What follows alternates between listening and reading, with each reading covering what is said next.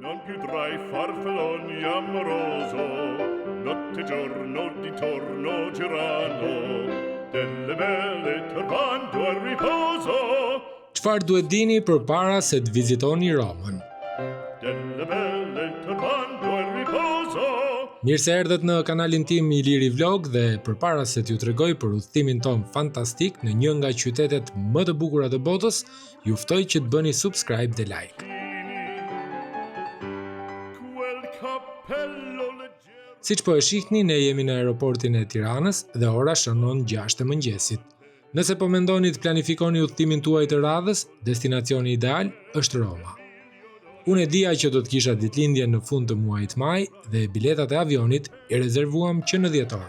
Dhe për 3 persona paguam 90 euro vajtje ardhje. Brillante. Ju këshilloj që hotelin ta merrni jo më larg se 1.5 km nga qendra apo nga vendet e tjera turistike si Fontana, Koloseu, pse jo edhe Vatikani. Pra, mos u joshni nga çmimet më të lira që mund të gjeni në zonën e Terminit, pasi nuk kanë atmosferë romake. Janë të zhurmshëm dhe jo të sigurt gjatë natës. Do shpenzoni shumë kohë për të lëvizur dhe nuk do arrini të shihni destinacionet kryesore.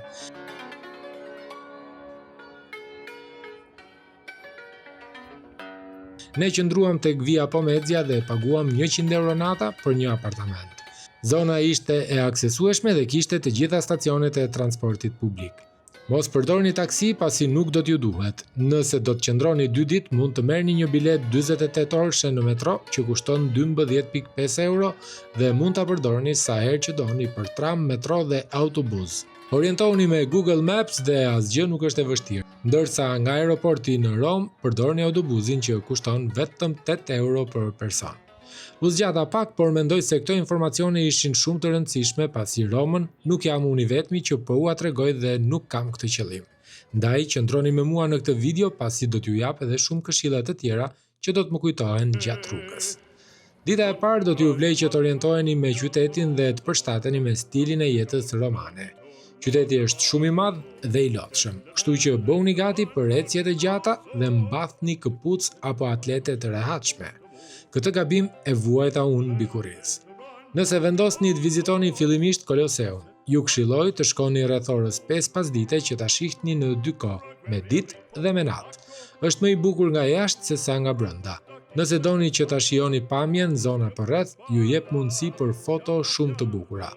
Mos bini pre fotografëve të rrugës që ju ofrojnë fotoçasti për 10 euro, pasi telefoni juaj mund t'ju bëjë një foto më cilësore.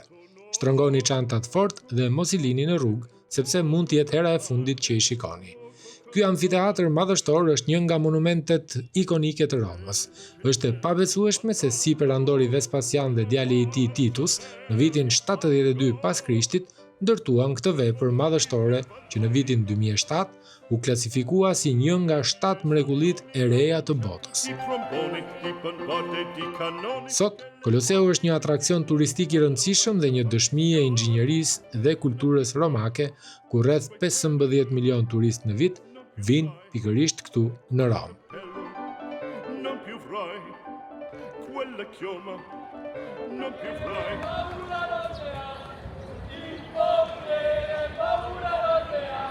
Ju e dini që Roma është mbushur plot me çezma të tilla, të cilat kanë ujë të pishëm, edhe vetë romakët nuk blejnë ujë, po e mbushin nëpër çezma të tilla nëpër qytet.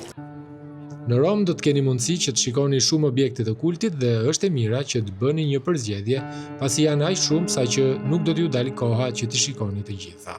Ose shfrytëzoni pozicionet ku janë të vendosura, pasi shumë pranë do t'ju shfaqet kisha e Shën Injacit, një nga perlat arkitekturës së stilit barok. Ajo u ndërtua në shekullin e 17 në nder të Shën Injacit të Loyolës, themeluesit të urdhrit të Jezusit. Kisha është e njohur për afresket madhështore të piktorit Andrea Pozzo, veçanërisht kupolën iluzioniste, e cila krijon një efekt magnitës tridimensional edhe pse është e sheshtë. Brenda kishës është vendosur edhe një pasqyrë e madhe që vizitorët e përdorin për të parë më mirë kupolën iluzioniste. Pasqyra ndihmon vizitorët të shohin detajet e pikturës pa u lodhur duke parë nga lart, por krijon një efekt fotografik shumë tërheqës. Ndaj, Përdoret shpesh për selfie dhe foto artistike. Kjo është kthyer në një nga atraksionet më të dashura brenda kishës, por unë preferova të shtrëmbëroj qafën se sa të qëndroj në radhë për të bërë një selfie me pasqyrën. Ju sugjeroj që të mos konsumoni ushqim në restorantet që janë pranë pikave turistike, pasi nuk do të merrni shërbimin dhe ushqimin më të mirë. Ndërsa kur të shkoni tek fontana di Trevi, mundohuni që të niseni herët në mëngjes, pasi ka shumë vizitorë dhe do të shpenzoni shumë kohë në radhë. Megjithatë, nëse doni një foto nga lart, përballë fontanës është ky butiku që mund ta shfrytëzoni për një foto nga dritarja. Futesh te Benetoni edhe hop.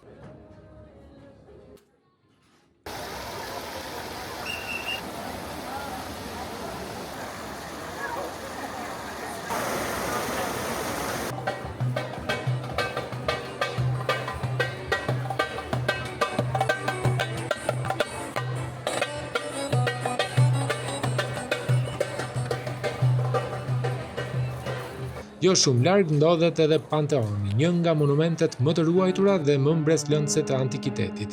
I ndërtuar fillimisht si tempull pagan për të gjitha perënditë romake, ai u përfundua nga perandori Hadrian rreth vitit 126 pas Krishtit dhe më vonë u shndrua në kishë të krishtere. Ajo që e bën Panteonin kaq të veçantë është kupola e tij gjigande, një nga më të mëdhat në botë edhe sot, e cila ka në qendër një vrim të hapur që lejon dritën natyrale të hyjë brenda dhe të ndriçojë hapësirën në mënyrë dramatike. Arkitektura e brendshme është rrethore, me shtylla të mëdha graniti, çka e bën Panteonin një kryevepër inxhinierike të Romës së lashtë, por edhe një simbol të qëndrueshmërisë dhe harmonisë midis artit, arkitekturës dhe besimit. Hyrja këtu kushtonte vetëm 5 euro për person. Në krah të Panteonit ndodhet edhe Osteria da Fortuna, nëse doni të provoni pasta të freskëta dhe të shëndetshme, ishte ndër të vetmet restorante në afërsi të siteve turistike që gatuanin shumë mirë. Nëse vjen të vizitosh Romën, të shohësh bukuritë e Romës dhe nuk viziton Skënderbeun, nuk e par asgjë. Ne shqiptarëve na pëlqen që kudo që të shkojmë të shohim pak edhe vende apo nota shqiptarie. Jemi pikërisht në sheshin Shqipëria ose Pjaca Albania, aty ku ndodhet edhe monumenti i heroit ton kombëtar Gjergj Kastrioti Skënderbeu. Pikërisht pas shpinës time gjendet ky monument i vendosur në vitin 1940 nga Benito Mussolini në nder të mbretërisë shqiptare, atëherë kur ishte një ribashkim i pjesëshëm mes Shqipërisë dhe Italisë në vitet 1939-1943. Kështu që Skënderbeu e meriton një vizitë të shkurtër. Nuk mund të largoheni nga Roma pa vizituar edhe pallatin e Viktor Emanuelit II, i njohur si Altare della Patria. Është një nga monumentet më madhështore të qytetit, i ndërtuar në fund të shekullit të 19 dhe përfundoi në fillim të shekullit 20 për të nderuar mbretin Viktor Emanueli II, i cili bashkoi Italinë. Ndodhet në sheshin Pjaca Venecia dhe dallohet menjëherë për strukturën e tij të bardhë mermeri, shkallët monumentale, kolonat e larta dhe statujën e madhe të mbretit mbi kal. Në zemër të monumentit ndodhet varri ushtar i panjohur, ku digjet një flak e përjetshme në nderim të të rënëve në Ja, luftë. dhe disa të tjerë janë martuar. Nga taraca e pallatit ofrohet një pamje spektakolare e qytetit të Romës, edhe pse ndonjëherë është kritikuar për stilin e tij madhështor që dallon nga arkitektura klasike romake. Vittoriano është sot një simbol i identitetit kombëtar italian dhe një atraksion i dashur për vizitorët.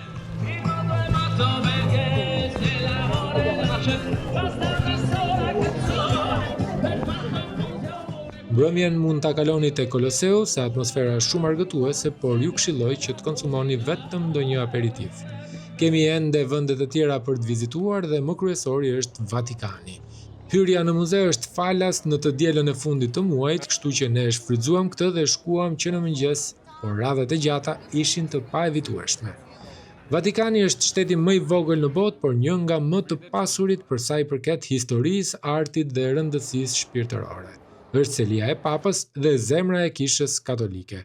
Brenda mureve të tij ndodhen disa prej veprave më të mëdha të artit dhe arkitekturës botërore. Fillimisht vizituam Muzeun e Vatikanit, ndër më të famshmit në botë. Brenda tij mund të shihni galerinë e harqeve dhe atë të hartave, dhomën e Rafaelit, shkallët spirale dhe shumë objekte dhe vepra të tjera. Aq shumë bukuri sa unë u lodha duke i thënë, imagjinoni pak duke i parë. kështu që llogariteni që thuajse një ditë të tërë do t'ua marrë Vatikani.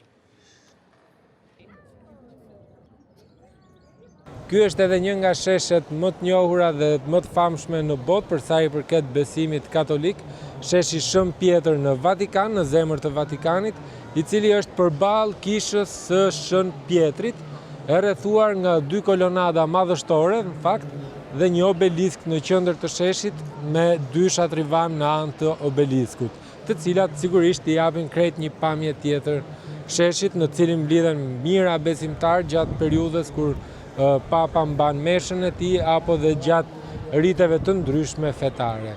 Do t'ju sugjeroj që nëse vendosni për të vizituar Romën, Vatikanin duhet ta shikoni me patjetër, sepse asnjë fotografi apo asnjë video nuk mund ta përshkruaj bukurinë qoftë të muzeut të Vatikanit apo qoftë edhe të Bazilikës së Shën Pjetrit.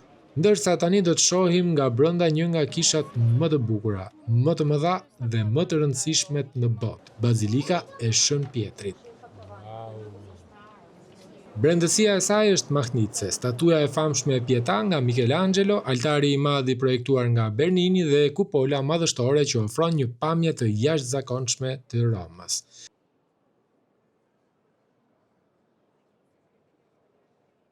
Vizita në Vatikan është një përvojë unike që bashkon artin, historinë dhe besimin në një mënyrë që nuk gjendet askund tjetër në botë.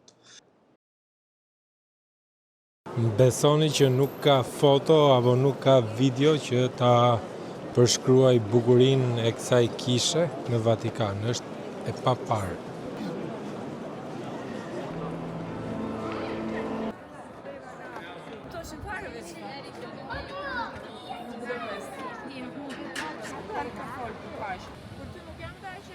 Nga do që të kaloni në Rom, do të kënaqeni duke parë bukuritë pashoqe dhe kjo është Piazza Navona, një nga sheshet më të famshme dhe më të bukura në Rom, e mbushur me artistë dhe turistë të shumtë.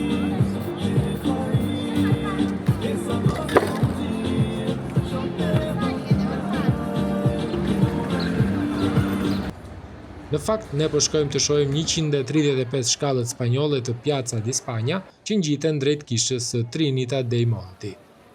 Dhe më e bukura është se nëse ulesh në këto shkallë, ndonjë polic mund të vijë të vendosë gjobë. Por fundimisht Roma të bën të rikthehesh dhe të shohësh pjesën tjetër që ke lënë pa vizituar, pasi është e pamundur që ta shohësh të gjithën në 3-4 ditë.